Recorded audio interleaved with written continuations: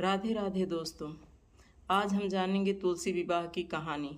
माता तुलसी का श्राप, जिसकी वजह से हम हर साल तुलसी विवाह मनाते हैं। इसके बारे में आज तक बहुत कम लोग जानते हैं।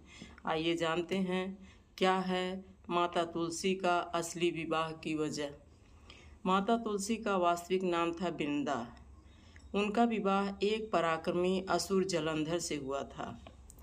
माता वृंदा भगवान विष्णु की परम प्रिय भक्त थी, साथ ही एक अत्यंत पतिव्रता नारी भी थी।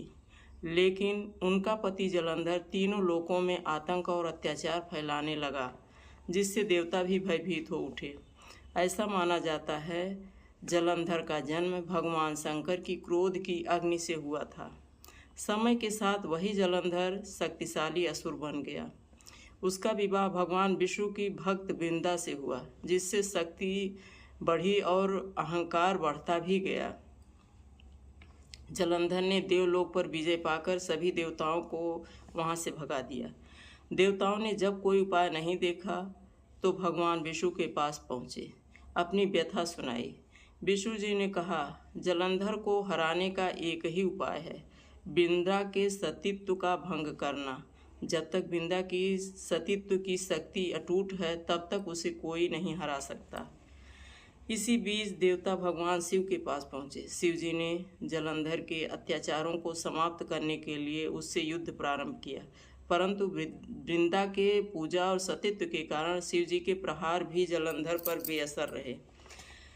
तब भगवान विष्णु ने एक लीला रची, जलंधर का रूप धारण किया और वृंदा के पास जाकर खड़े हुए। वृंदा ने अपना पति समझकर स्पर्श किया। उसी क्षण उसका पतिव्रत भंग हो गया। जैसे ही वृंदा का पतिव्रत टूटा, जलंधर की सारी शक्तियां क्षीण हो गईं। भगवान शिव से वह परास्त हुआ। भगवान शिव ने उसका वध कर दिया। वृंदा को सच्चाई का पता चला तो क्रोधित और व्यथित हो उठी। उन्होंने भगवान विष्णु को शाप दिया, तुम पत्थर के हो जाओ, तुमने अपने भक्त के साथ छल किया है। अपने भक्त का मान रखने के लिए भगवान विष्णु पत्थर के बन गए, जिसे हम आज शालिग्राम कहते हैं। वृंदा अपने पति की चिता में जलकर राख हो गए। वृंदा की पवित्र राख से एक पौधा हुआ, जिसे भगवान विष्णु ने तुलसी नाम दिया। पुनः भगवान विष्णु ने अपने पाप के प्रायश्चित के रूप में कार्तिक मास की शुक्ल एकादशी के दिन स्वयं तुलसी से विवाह किया। उसी दिन से आज तक हर वर्ष कार्तिक एकादशी के दिन तुलसी विवाह का पर्व मनाया जाता है। राधे राधे दोस्तों।